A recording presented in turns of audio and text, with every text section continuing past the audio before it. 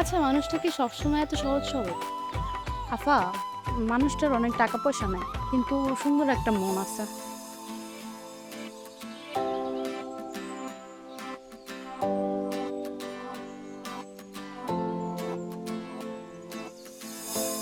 এত কষ্টের পরেও পড়াশোনা করে, আবার নিয়মিত দোকানেও বসে।